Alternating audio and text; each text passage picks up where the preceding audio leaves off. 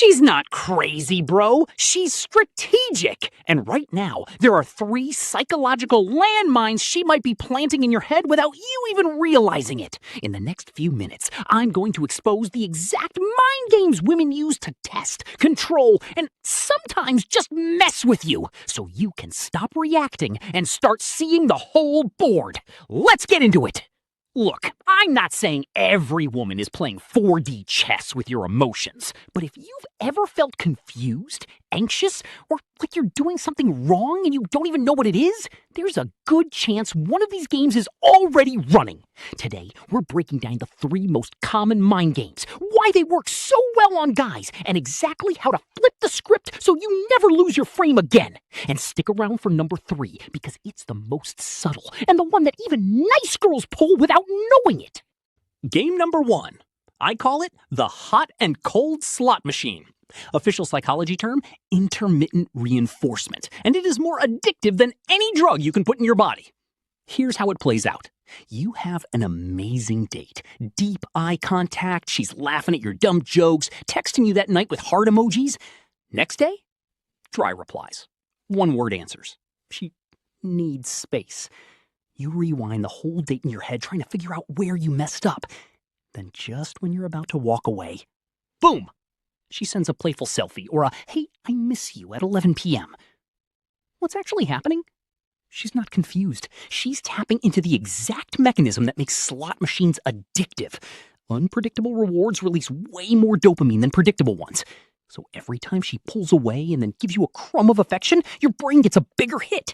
You become obsessed, not because she's perfect, but because you never know when the next reward is coming.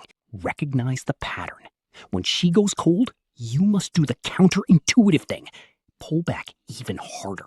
Match her distance, not with anger, but with a calm, all right, no worries. You have to starve the cycle. Because if you chase, the game continues, and you're the one feeding the slot machine. Game number 2 is the jealousy tripwire. This one is so common, it's basically a social script. The setup? She deliberately mentions another guy, an ex, a friend from work, or that dude in her DMs, just to see how you react. Now, most guys immediately get it twisted. They think, she wants me to get jealous and fight for her. So they puff up, throw a possessive comment, or worse, start competing. But here's what's really going on. She's not measuring your strength, she's measuring your security. It's a test of confidence. If you flinch, you just showed her that your self-esteem is tied to her. That's the opposite of attractive. Why do girls do this? Often, it's not even malicious. She might be genuinely unsure of your interest, and watching you stay unbothered by competition is one of the fastest ways she feels your value. But make no mistake, if you fall for it and get reactive, you just handed her a remote control to your emotions. Your move? When the jealousy bait drops, smile and hit it with casual, outcome-independent energy. She says, my ex texted me today. You say, hope he's doing well. Man, that guy had to deal with your morning breath. Something playful that shows you're not threatened. You'll see her eyes change. She wanted a reaction. You gave her amused indifference. That's dangerously attractive. Game number 3 is the stealthiest, and it's the one even the sweetest girl can deploy subconsciously. I call it the I'm fine labyrinth. You know how it starts. You sense a tiny shift in her mood. You ask, hey, is everything okay? She says, I'm fine.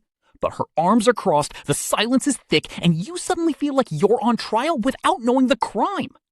Psychologically, this is a combination of a few things. An expectation that you should just know what's wrong, plus a hidden desire for emotional leadership.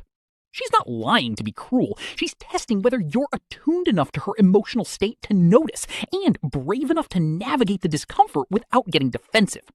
Most guys respond with frustration. Just tell me what's wrong. Or they absorb the foul mood and become passive. Both lose the game. The maze is designed so that if you get angry, you're the bad guy. If you ignore it, you don't care. So what do? You call out the blank spot with warmth and leadership. Look her in the eye, lower your voice slightly, and say, hey, I can feel something's off. I'm not going to play detective, but I'm here when you're ready to talk. In the meantime, I'm going to go make us some tea. Then you physically get up and do it. You've just acknowledged her reality without taking on her emotional turbulence. You've shown you care, but you're not a mind reader, and you're not a punching bag.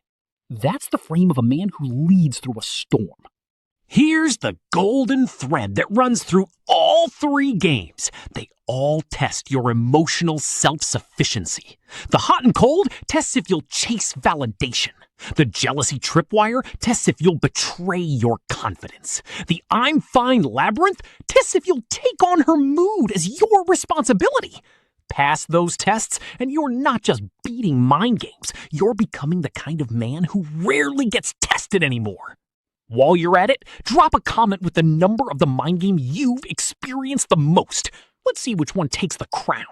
Like the video if you felt personally attacked by the slot machine section. Subscribe if you're ready to take your frame back. And I'll see you in the next one.